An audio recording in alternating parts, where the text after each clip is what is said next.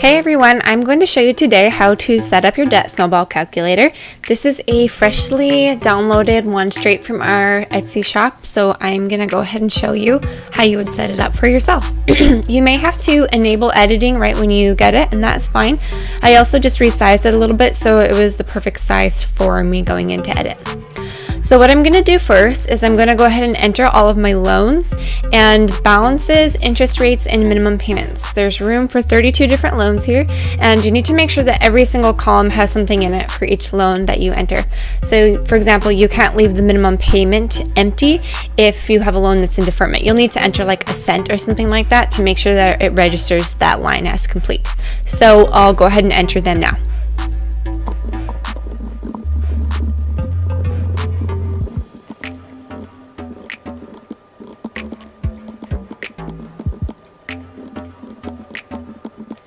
Okay, now this section is all the way filled out, and you'll see that if I try and leave this blank or as 0, well, it's already working now. Oh, okay, so now I tried to empty it because say the student loan's in deferment, it says please input loan data, so nothing will calculate until something's in there. So if it is in deferment, just put a cent down and then it will say that it's good to go. But for this student loan, we're going to say that the minimum payment is $100. So now what you can do is order these however you want. If you're doing the debt avalanche, you can go and sort them largest to smallest by interest rate. If you're doing a debt snowball, which is what I recommend, sort your balance from smallest to largest. There we go. Now we're going to enter the beginning snowball month, which we'll say is June. I'm recording this in May 2018, so we'll say June 2018 is our beginning snowball month. So we'll say we're going to be starting this whole debt-free journey next month. And then this next part, number 6, total monthly payment to debt. This includes your minimum payment. So this has just auto-calculated that all these minimum payments put together is $600. So I have to put $600 or more there. If I know I'm planning to put, say, $1,500 to debt every single month, including those minimums, until I'm debt-free, I'll put $1,500 there. If I'm not sure and it's just going to be $600 a month, and sometimes I might put extra, you can just put the $600 there. But for this example, I'm going to be showing you $1,500. Okay, and click enter and it auto calculates everything. So the next thing I'm going to do is show you 2 different ways that you can use this calculator, and you'll just need to know one basic thing about the calculator, which is that this section right here, number 6, is showing what we're going to be paying towards debt every single month, and section number 7 here is any extra money you might pay on top of that number here.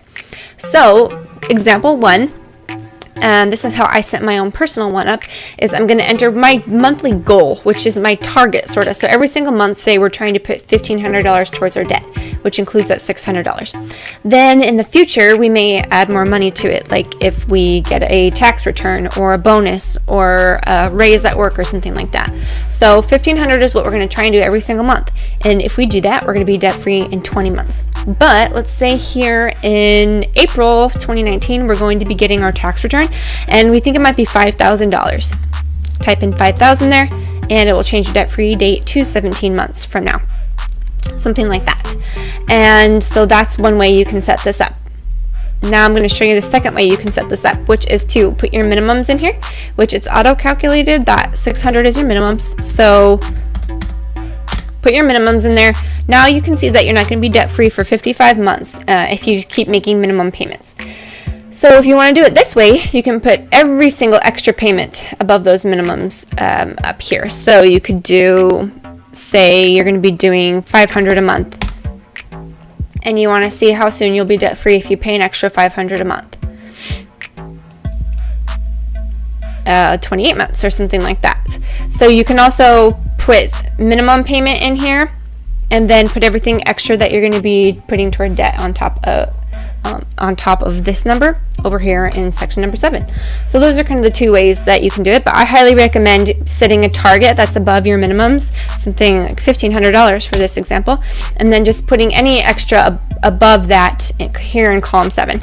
If you don't know if you're going to have any extra and $1,500 is basically what you think you could do, then you're done. So this is really great for people that have changing or variable income.